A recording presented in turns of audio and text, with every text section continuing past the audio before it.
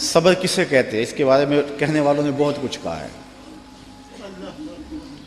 واویلا نہ کرنا، منہ پہ تماچے نہ مارنا، ناشکری کا کلمہ نہ کہنا، اعضاء کا ایسا اضطراب کہ جو شریعت میں نامحمود ہو اس کا سرزد نہ ہونا، صبر کے بڑے مفاہیم ہیں۔ لیکن صبر کا مفہوم میں نے ایک یہ بھی پڑھا ہے کہ صابر وہ ہے جس کے معمول عبادت میں فرق نہ آئے۔ پہلی صف میں کھڑا ہونے کی عادت تھی، نماز پڑھتا تھا، جوان بیٹا فوت ہو گیا، اذان پکاری گئی تو پہلی صف میں کھڑا پایا گیا، نماز قضا نہیں ہوئی، آپ کہیں کہ بندہ صابر ہے۔ گھر میں میت پڑی ہے، نماز قضا نہیں ہوئی۔ جس کے معمول عبادت قضا نہ ہوں وہ صابر کہلاتا ہے۔ صبح اٹھ کے قرآن پڑھنے کی عادت تھی، گھر میں میت پڑی ہے، چلو دوپہر کو تدفین ہونی ہے، نماز پڑھی تو تلاوت آج بھی چھوڑی نہیں ہے، ہم کہیں گے بندہ صابر ہے۔ اگر صبر کی یہ تعریف ہے کہ معمول عبادت قضا نہ ہو تو صابر کہلاتا ہے، تو پھر اس تعریف کے آئینے میں امام حسین کو دیکھو، 71 لاشیں پڑی ہیں، اپنا بدن زخموں سے چور ہے۔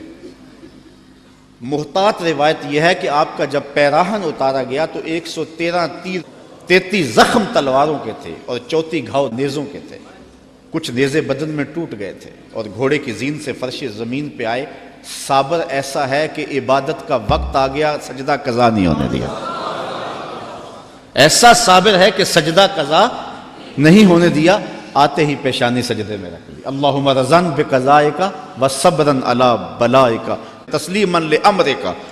اے اللہ، سب کچھ کٹا کے، اور بچوں کی لاشیں پڑی ہیں، حسین کے لخت لخت سے خون بہ رہا ہے، لیکن حسین پھر بھی حاضر ہو گیا تیرے امر کو تسلیم کرتے ہوئے اور آنے والی مشکلوں پر صبر کرتے ہوئے، اور حسین تیرے حکم پہ راضی ہے۔ تو بھی بتا، تو بھی حسین پہ راضی ہوا ہے یا کہ نہیں ہوا؟ آواز آ رہی ہے، اس نواسے پر محمد مصطفیٰ کو ناز ہے، اس پیاسے پر علی شیر خدا کو ناز ہے۔ اوروں نے بھی سجدے کیے پر اس کا عجب انداز ہے، اس نے وہ سجدہ کیا جس پر خدا کو ناز ہے۔ عابد ایسا کہ معمول عبادت قضا نہیں ہوا، سجدہ قضا نہیں ہوا۔ اب آپ جانتے ہیں کہ امام حسین کا سر جو تھا سجدے میں جھکا ہوا تھا کہ دستے قاتل نے سر انور کاٹ لیا، اور پھر سر انور کو کاٹ کے نیزے کی نوک پہ چڑھا دیا۔ یزیدیوں نے اس لیے کیا کہ اپنے لشکر کو تسلی دیں کہ ہم کامیاب اور کامران ہوئے ہیں، دیکھو سر حسین کٹ کے نیزے کی نوک پہ چڑھ گیا۔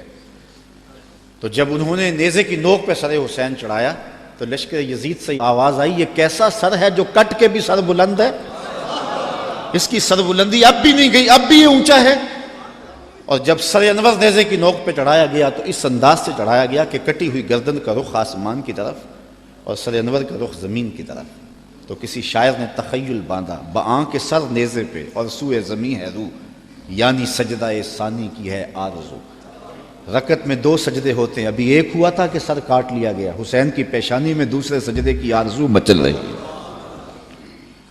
صابر ایسا کہ معمول عبادت قضا نہیں ہوا، اور پھر تلاوت بھی قضا نہیں ہونے دی۔